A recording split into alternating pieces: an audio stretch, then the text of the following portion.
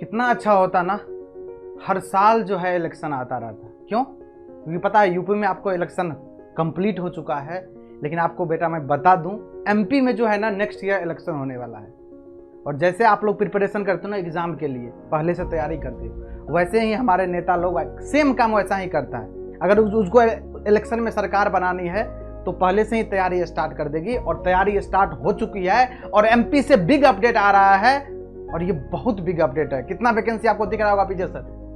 3400 plus vacancy है। Exact number क्या होने वाला है मैं बात करने वाला हूं। और सबसे इंपॉर्टेंट बात, और ये वीडियो को वही स्टूडेंट कंटिन्यू करेंगे जो इस सारे 4 ब्रांच से बिलोंग कर रहे हो। कौन कौन सा sir? Electrical branch, yes. Electronics branch, yes.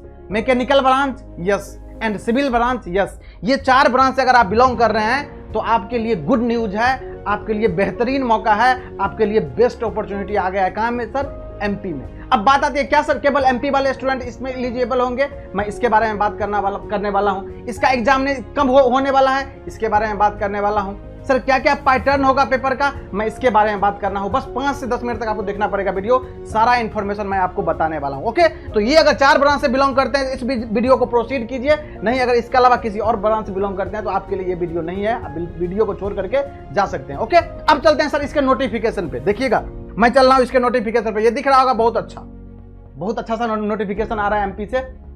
क्या है सर? तो सबसे अच्छी बात यह है ना, जो इसका एग्जामिनेशन डेट तक फिक्स कर दिया है बेटा।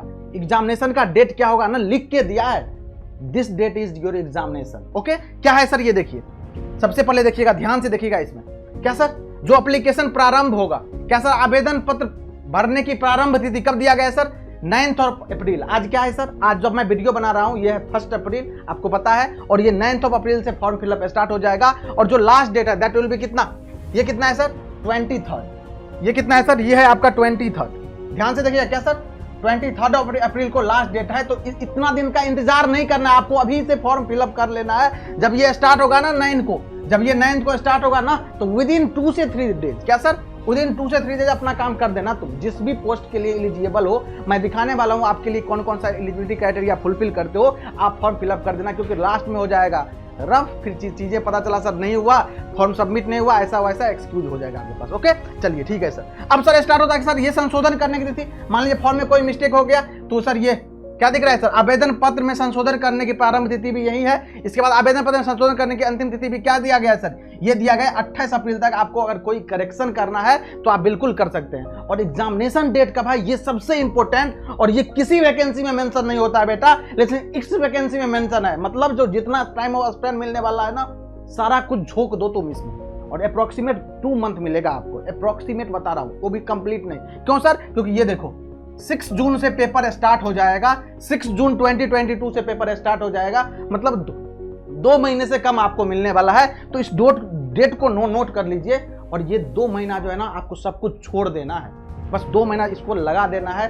देखते हैं ना सर फिर क्या होता है। ओके, ये एग्जामिनेशन डेट। अब बात है सर फॉर्म का कितना, सर फॉर्म में कितना चार्जेस लगने वाला है? तो आपको दिख रहा हो क्या सर? अगर आप अदर स्टेट से बिलोंग करते हैं तो आपके पास 500 रुपीज होना चाहिए सर। ऑनलाइन फॉर्म फिलअप होगा, इतना पे करना पड़ेगा। अगर आप एमपी से बिलोंग करते हैं और अगर जनरल कैटेगरी से आते हैं तो भी आपको इतना ही पे करना पड़ेगा। बाकी अगर आप किसी कैटेगरी से बिलोंग करते हैं एमपी से, तो आपके लिए ये है, ये दिख रहा है आपको। और अगर आप सीधी भर्ती या बैकलॉग वाले हैं तो आपके लिए कोई शुल्क नहीं है, ये आपको लिखा हुआ है ये सारी चीजें। ओके, अब सर क्या इंपॉर्टेंट हो जाता है, ये तो नॉर्मल सी। अब एलिजिबिलिटी क्राइटेरिया क्या है सर? कौन कौन से स्टूडेंट इस फॉर्म को फिलअप कर सकते हैं? सबसे इंपॉर्टेंट आपके मन में खटक रहा होगा, आपके मन में बार बार क्वेश्चन आ रहा होगा, रुको जरा, अभी मैं इसके बारे में बात करने वाला हूं। ये है सारी चीजें सर, ये सारी चीजें, ये एग्जामिनेशन का टाइम है, ये शेड्यूल होने वाला है, ये शेड्यूल होने वाला है। तो ये तो सर हो ही जाएगा। तो आपको डेट याद करना है। कौन सा डेट सर? ये डेट याद रखना है बेटा। ये डेट आपको याद करके चलना है, 6 जून। ये डेट बहुत ज्यादा इंपॉर्टेंट है आपका एग्जामिनेशन का। मतलब 2 मंथ में पूरा झोंक देना है पूरी तरह से, डेफिनेटली आप एग्जाम में अच्छा कर जाओगे। ओके, अब सर किस पोस्ट के लिए एप्लीकेबल है ये मैं बात करने वाला हूं। तो मैं आपको ले चल, देखो ये जो पूरा नोटिफिकेशन देखोगे ना, ये 100 पेज का है, अप्रोक्सीमेट 100 पेज का है। इतना पढ़ना पॉसिबल नहीं है। मैं आपको इंपॉर्टेंट चीज बता दे रहा हूं। तो मैं आपको लेके चलता हूं कौन कौन एलिजिबल है सर। क्या सर? कौन कौन इसके लिए एलिजिबल है, मैं वहां पे लेके चलता हूं। तो आपको लेके चलता हूं क्या सर? सबसे पहले एज क्राइटेरिया कितना है, एज क्राइटेरिया किसके लिए कितना है ये मैं दिखाता हूं आपको। ये देखिए, इधर आ जाओ, यहाँ पे दिख रहा होगा आपको क्या सर? यहाँ पे दिख रहा है, ये देखिए, ये यहाँ पे दिख रहा होगा आपको, क्या सर एज का क्राइटेरिया कितना है? अगर आप 18 से कितना सर 18 से लेके 40 के बीच में लाइक करते हैं, डेफिनेटली लाइक कर रहे हो, आप स्टूडेंट हो तो सिंपल सी बात है 18 से 40 में लाइक करोगे तो मिनिमम एज 18 है सर, मैक्सिमम कितना है सर 40 है। और जो स्टूडेंट क्या सर जो स्टूडेंट एक्स्ट्रा बेनिफिट लेना चाहते हैं इसके लिए आपको देखिए ये क्या सर अनुसूचित जनजाति जो वहाँ के लोकल होंगे ना, डोमिसाइल होगा जिसके पास, उसके पास जो है ना 5 वर्ष की एक्स्ट्रा छूट है, मतलब उसके पास 18 से लेके 45 तक का मौका है, बिल्कुल आप फिलअप कर सकते हो। तो ये शायद सबका फुलफिल कर रहा होगा डेफिनेटली। अब सर बात आती है सर एजुकेशनल क्वालिफिकेशन क्या चाहिए सर, एजुकेशनल क्वालिफिकेशन क्या होना चाहिए इसके बारे में बात करें। चलो इस पे लेके चलते हैं हम, क्या सर एजुकेशनल क्वालिफिकेशन में बात करते हैं आपको। तो देखिए मैं लेके चलता हूँ, बहुत बड़ा नोटिफिकेशन है, इतना पढ़ना पॉसिबल नहीं है, लेकिन मैं आपको बता देता हूँ जो एजुकेशनल क्वालिफिकेशन और किसमें कितना वैकेंसी है उस पर लेके चलते हैं हम आपको। ये दिख रहा होगा आपको, बहुत सारे पेजेस हैं, बहुत सारे पेजेस। ये देखिए सबसे पहले आप ये जान लीजिए किसमें कितना वैकेंसी है, फिर अपन देख लेंगे क्या सर किसमें कितना सीट है, इसके बाद एजुकेशनल क्वालिफिकेशन क्या है। मैं अगर बताना चाहूँ ना तो अगर कोई आप 3 इयर्स डिप्लोमा की हो, क्या सर 3 इयर्स डिप्लोमा की हो, ये मिनिमम एजुकेशनल क्वालिफिकेशन मांग रहा है। क्या सर 3 इयर्स डिप्लोमा होना मस्ट है सर। इसके बाद कोई बोलेगा सर अगर हम बीटेक किया, बिल्कुल आप एलिजिबल हो। एमपी में जितने भी फॉर्म आते हैं ना उसमें ये सारा चीज मेंशन होता है। क्या सर मिनिमम एलिजिबिलिटी क्राइटेरिया है 3 इयर्स डिप्लोमा, अगर आप बीटेक किया है डेफिनेटली आप एलिजिबल हैं। ओके अब किस पोस्ट के लिए कौन एलिजिबल है ये है यहाँ पे बना हुआ। ये देखो बेटा पोस्ट कोड याद रखना, ये पोस्ट कोड याद रखना, जब आप फॉर्म फिलअप करोगे तो यही सारा चीज काम आने वाला है आपका। अब इसमें कुछ जो पोस्ट है ना सर वो टेम्पररी है, कुछ पोस्ट क्या है सर परमानेंट है, कुछ टेम्पररी है कुछ परमानेंट है, इसीलिए ये लिखा होगा, ये सारा पोस्ट में मेंशन होगा आपको, तो आपको टेंशन नहीं लेना। ये देखिए अब ये ब्रांच वाइज मेंशन है, ये चीज आपको देखना पड़ेगा जब भी आप फॉर्म फिलअप करोगे ना, तो किस पोस्ट के लिए करोगे ये आप डिसाइड करना है अपने अकॉर्डिंग। इसके बाद आपको ये पोस्ट कोड मेंशन करना पड़ेगा। ये देखो ये पोस्ट कोड है 1 2 3 से लेके ये सारे पोस्ट कोड है। ये ब्रांच लिखा गया उप मंत्री विद्युत इलेक्ट्रिकल का वैकेंसी है, ये सिविल का वैकेंसी है जिसमें मैकेनिकल होगा, मैकेनिकल जिसमें इलेक्ट्रॉनिक्स होगा, तो इलेक्ट्रॉनिक्स का एक ही वैकेंसी है जिसका पोस्ट कोड है 90। मैं बता दूं आपको क्योंकि इलेक्ट्रॉनिक्स वाले स्टूडेंट का वैसे भी बहुत कम वैकेंसी आता है, लेकिन एमपी गवर्नमेंट ने आपके लिए भी गुड न्यूज दिया है, आपके पास भी मौका है। देखो कितना वैकेंसी आपके लिए, पोस्ट कोड 90 है आपके लिए।